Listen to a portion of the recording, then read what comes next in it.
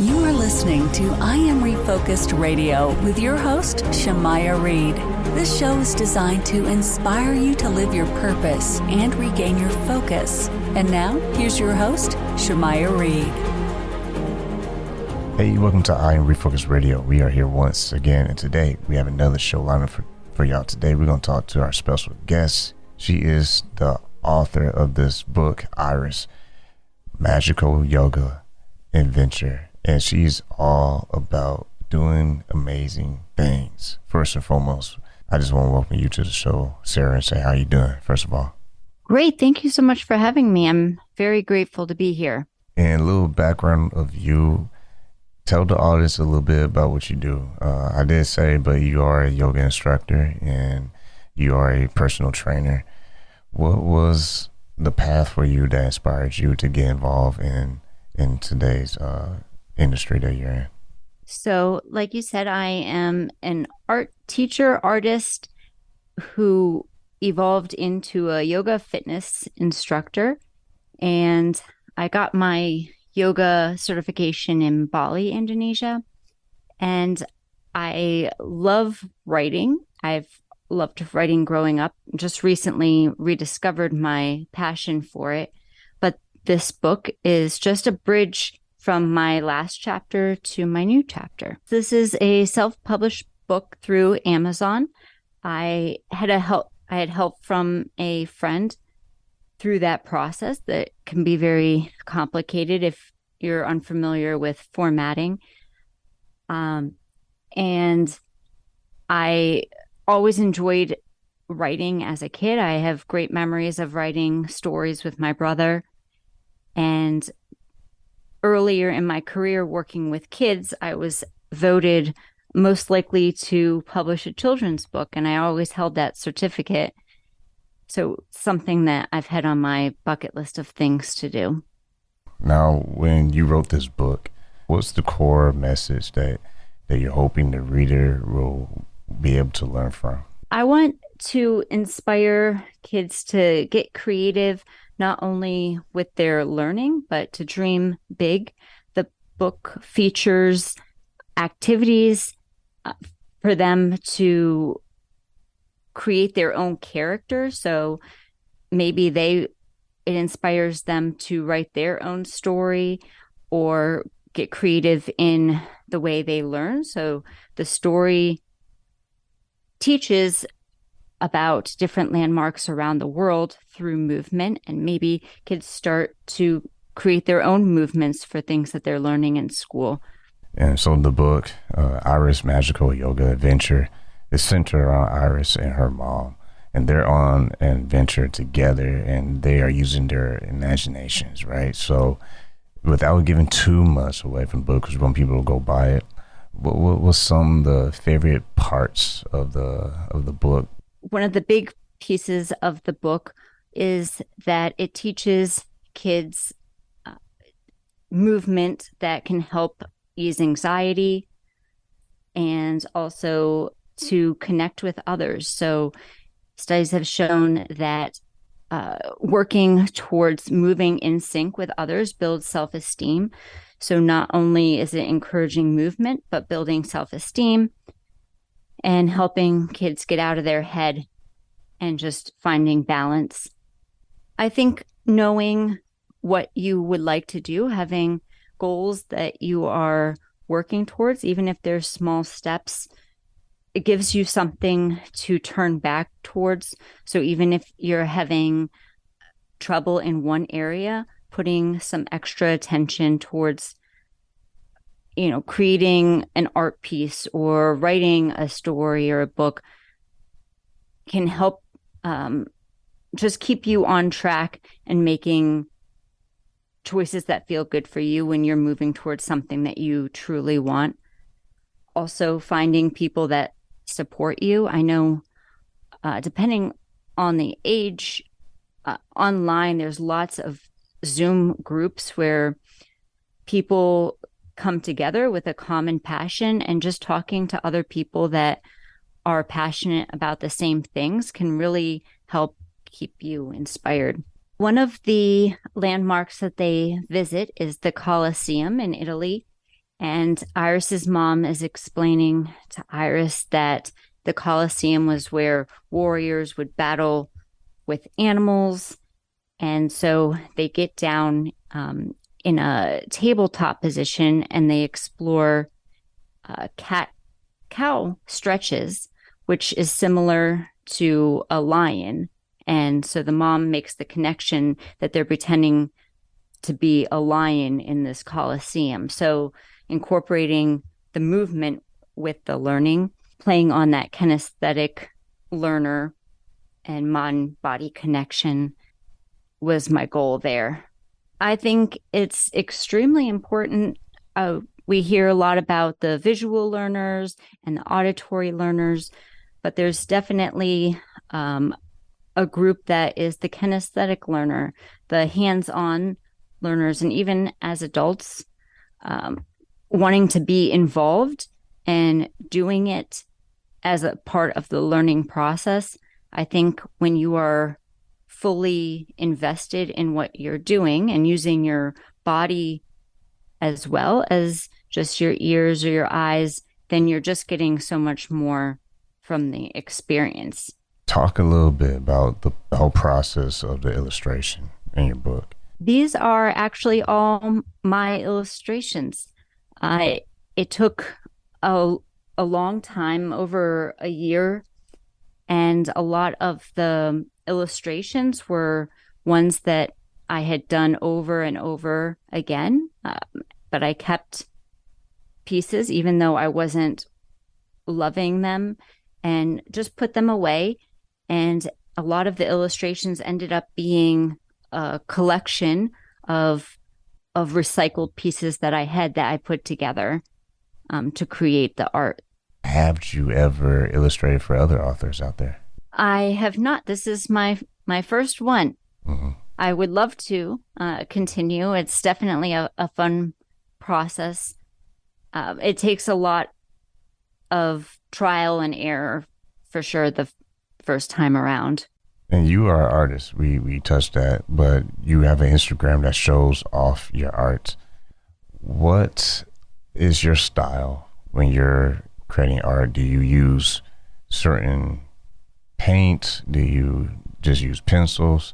What's your style when you're trying to make your masterpiece?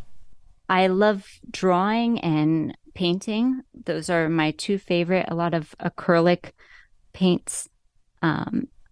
I dabble a little bit in 3D sculptures, like the paper mache, kind of like you think of when you're in school and you build shapes out of balloons and recycled materials and use the flour and water and glue to make a hard shell on it. I would say I draw a lot of people and animals. I just like capturing eyes and spirit. And did you have someone that inspired you to perfect your art? One of my most inspiring teachers was my high school art teacher. And I remember coming to him with these grand ideas of things that I wanted to create. And he would listen to them, but it wasn't until he saw me making them happen that he really pulled in and helped focus. So I think that taught me a lot of, putting my creative ideas down, how important that is. Art is important in school, and you being an artist, why would you say art is a important subject for students to appreciate? I think art is freedom, and you can express yourself, and a bear can be purple, or you can create a world of whatever you want. You can throw the paint, you can use your hands, you could use a random tool. It's endless of where you can go and what you can do or how you use it. And I think that's the fun in it. Pushing yourself out there as an author and publishing, yourself as author. What are some of the things you've learned so far as just the process of self-publishing, the pros and cons of that, and just being an entrepreneur? One of the best pieces of advice that I received during the process was to get out there and just start talking about it. So I was referred to Podmatch, and it's such a great platform to talk about things that people are passionate about, and just another outlet to showcase the book as well. Also, not being afraid to reach out. With the self-publishing, I personally am very new to social media, and with a children's book, just reaching out to schools and libraries and yoga studios and just saying, hey, would you be interested in a book reading or having a workshop? And just seeing the worst you can hear is no, or not hearing anything at all, but just putting yourself out there and reaching out to places that could really benefit from the experience. You as an artist, is there anyone else in your family that is into art, or is it just kind of just you? My mom is really into interior design, and my grandmother was really into fashion and sewing. So just differently, I would say. How important is it for people to find their support group, whether it's art, yoga, whatever their path for their hobby or their professional career? Why is it so important to have a support group that kind of helps you grow throughout the process and can kind of be real with you if you need to do a little maintenance and kind of do a little self-check? I think that it's important because those voices, even if you don't mean for them, they can stick in your head. And just being mindful of whose feedback you're allowing, people that are interested in going in the same direction as you will be in the right mindset to help you move forward as well. And I think we all need to be looking to help each other, and just an artist can look at an artistic piece and provide, an artistic eye to something. I was looking at your Instagram, and your art is really nice. And thank you so much. And when people see an artist and their work, what's the best way the community can support that crowd of artists? I would say just referring them to friends. I know growing up, I had a couple of coworkers that had me help with their kids' birthday parties, for some painting parties, or helping find opportunities within the community, offering an art class at a shelter or something like that, or, working with an organization that works with animals, and just finding spots where that artist's work can be utilized, and kind of help in a unique way. What would you say to someone who's an artist and they're thinking about one day publishing their book? What words of wisdom would you give to them based on what you gain? I would say stay with the process. Even there were plenty of times where I know I wanted to give up on it. Just putting it down and taking a break, but don't give up.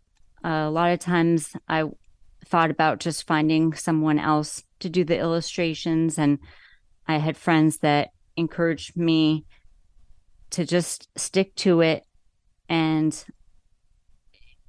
just seeing it all the way through, no matter how long it takes or how many times you have to start over or put things down. See it, make sure you see it through. I teach children's art classes online, and just working and teaching kids is really inspiring to me. I find my passion, rediscover my passion when I'm teaching, and just have so much fun with the process along the way. So I would say teaching. Once again, you can go get her book on Amazon. It's available right now. It's Iris Magical Yoga Adventure. And you can follow her on social media. How can people find you on Instagram? Sarah, SARAH, care, _ SWFL. Once again, I want to say thanks to Sarah for taking time in her schedule talking to I'm Refocused Radio about her book. Again, you can get the book on Amazon. It's Iris Magical Yoga Adventure. And I want to say thanks again for taking time talking to us today. Oh, thank you so much. I'm very thankful.